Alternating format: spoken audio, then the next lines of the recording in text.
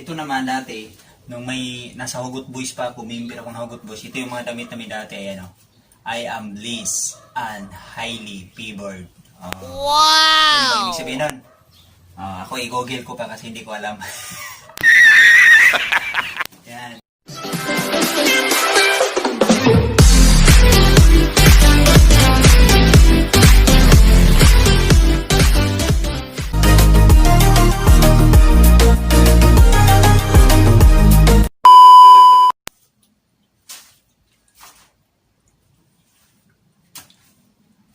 Ay!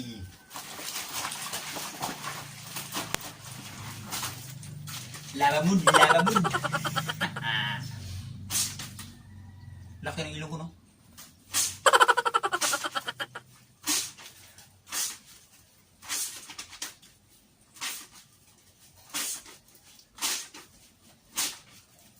Laban-laban lang ba pag may time? No, buhay. Oh. Tree point.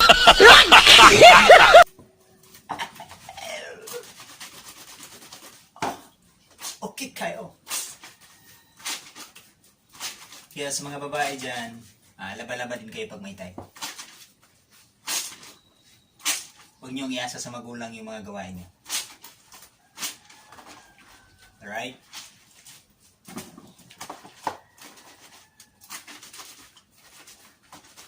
Huwag na natin masyadong labahan yung grip ng maayos kasi wala namang dumi yung puwit ko eh. Kalyo ang meron. Baka nanibago ka dyan sa sombrero ko. Bagong ano yan, labas. Bunit.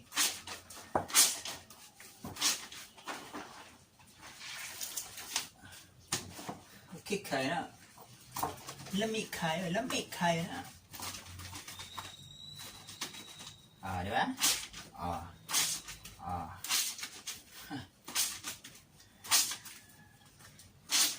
Yan.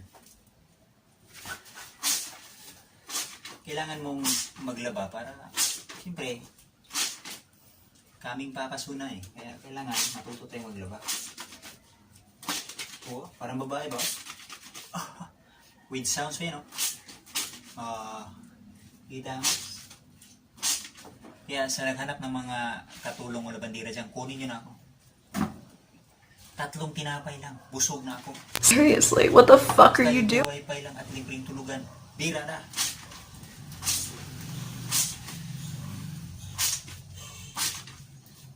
Ano, game? Yeah.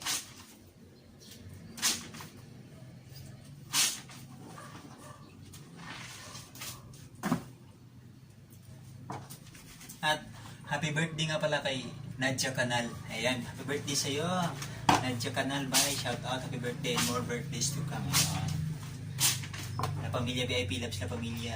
Ayan. Mamaya, pupunta yung asawa ko dito dahil No! God, please, no! No! butas.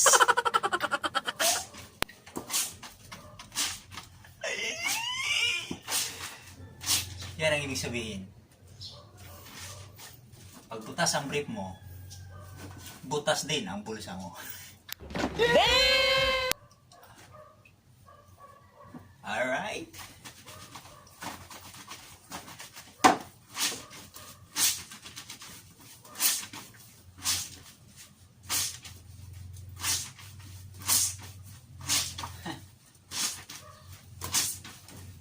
Laban-laban lang pag may time ba? Ang sarap kasi maglaba. Para minsan maranasan din natin na kung gaano nga ba kahirap yung mga ginagawa ng magulang natin na lalo na yung magulang nyo dyan, labandila lang, yung tatay nyo, construction, huwag nyo ikahiya yan. Dapat ipagmalaki nyo yan. Tapos yung mga anak, mag-aral kayo ng mabuti. Kung yung pira na pinaaral sa inyo, galing lang sa labandiro, construction, paglalabada ng magulang nyo, pahalagahan nyo yan. Yan yung gawin yung inspirasyon para makapagtapos kayo. Huwag nyo ikahiya kung ano ang trabaho ng magulang nyo. Because you can believe your work of your mom and your dad. You push it in your dream and don't believe any people can construct your basta love your enemy na lang. What the fuck? Yan, ganon. Oh, diba? Oh. Pang-premiere na naman ito mamaya. Ngayon, napanood nyo na, di ba? Ganun katalas ang isip ko, guys. Hindi ako maubusan ng mga ideas. Once na creator ka na, your dream, you can push your dream. No matter what happen, don't limit yourself. Tingnan. 2 points. Bula kayo, no? Bulang-bula, no? Parang pagmamahal mo, biglang nawala. Kisabi na lang na huwag nang mag-alala. Okay. Hugot na naman. Laba. Yan, laba. Alright. Kasi ito kahapon yan, binabad ko na yan sa, sa powder, pero nilaban ko siya ulit. Ganun ako eh. Parang ako malinis. Kaya nagulat kayo kung bakit ang bilis-bilis ko lang laban. Kasi kahapon, binabad ko na yan sa powder. Tapos ngayon ko lang siya kinusot ulit. Tapos kahapon, nabili ko lang ito kahapon. Medyo laylay na Lugard. Alam niyo ba yung Lugard? Luag o garter. Yan.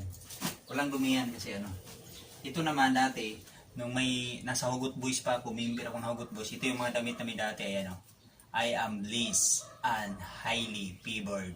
Wow! Ano ba ibig sabihin nun? Ako i-google ko pa kasi hindi ko alam. Yan. Yan yung uniform namin dati. Ayan Coach. Di ba? Naalis ako sa Hugot Boys dahil natanggalan ako ng license. Hindi ako nakapag-renew. Yan. Marami nakaka-relate dito ng mga OFWs natin, na labandero sa ibang bansa, labandira, ganyan.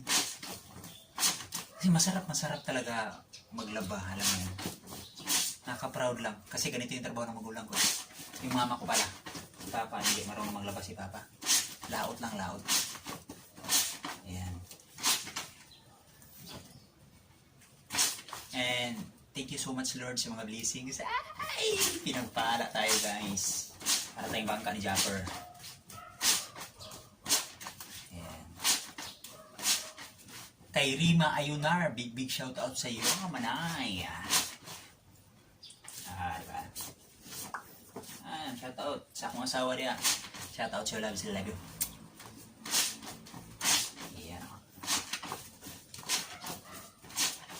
Magchika-chika pa sana tayo pero yung battery ko is 7% na lang. 7% agoy. Few moments later. Diyos me, marimar na yan. Diba? Ganun eh. Yan Okay kayo. Kaya kayo dyan, matuto kayo maglaba. Kiat kayo. Bago kayo pumurma, bago kayo magpaganda, matutong na kayo maglaba, gawaing bahay muna, bagong iba. Hindi ako galit, baka sabihin nyo, galit naman ako, hindi ako galit. Nagpapaalala lang. Ang alam mo lang hawakan, lipstick, kilay, eyebrows. Tapos pagdating sa labahan, wala ka. Syunga-syunga ka. Tatalunin kita, lalo na pag babae ka, no? Ayan, no? Nagigigil ako sa inyo!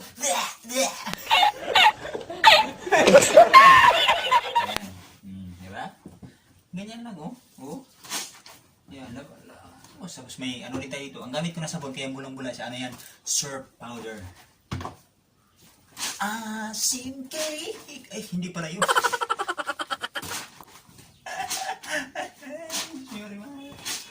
Yan, Kaya bulang-bula siya kasi kahapon ginusot ko na to tapos binabad ko siya ulit. Yan. Kaya madali lang itong laban sa akin. Ganun kasi ako maglaba hindi ko lalaban ng isang araw, ibabad ko na. Kaya ang gulat kayo ba't mabilis. Wala nang dumi yan. Binabad ko na kasi yan kahapon. Hindi katulad ng mahal mo. Kahit naman matino at seryoso ka sa kanya, madumi pa rin yung isip kasi alam niya lulukuhin mo lang siya pero ang totoo, mahal na mahal mo siya. Parang wala yun Alright. Naka-inlove kaya sa babae yung lalaki marunong maglaba? Yung babae hindi ka ipagpalit sa iba? Ang amo ng iyong mukha sa first look, nung una kitang makita sa Facebook. Play. Yan. Ganyan ba? Ayusin mo yung pagkusot mo. Lahat ng galit mo dito mo na ibuhos. Yan, ganyan. Yan, oh. Seriously, what the fuck are you doing? Hindi ba ako pinautang? Tapos ngayon, naghirap ka, utang ka sa akin. Mahiya ka naman. Ganun.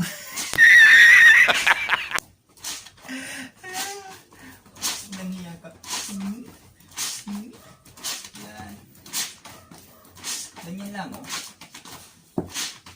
Yan, oh. Yan. Ganyan lang, oh.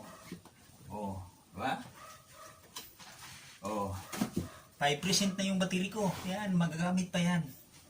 Yan, hanggat magagamit pa, huwag nyo itapon. Kasi pag itapon nyo, pag pinulot ng iba, sa atin wala nang pakinabang, pero sa iba malaki yan. Kaya pahalagahan nyo ang bawat mga bagay na nandyan sa paligid o sa tabi nyo. Tulad ng battery ko, 5% daw, nag-warming na siya. Oh. Yan, walang hiya ka. Pinapalit mo ko sa iba. Tapos pag niloko ka, babalik ka sa akin. Hingi ka ng pira. Pabili mo ng load pag email.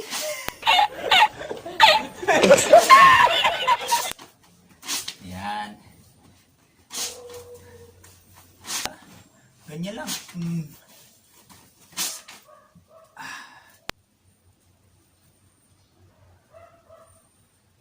So yun lang mga kadanlak, dito ko natatapusin dahil malulubat na talaga yung baterya sa cellphone ko. Maraming salamat sa panonood nyo sa paglalaba ko ngayon. At lagi, ang ingay! Lagi nyo tandaan, small YouTubers, God first.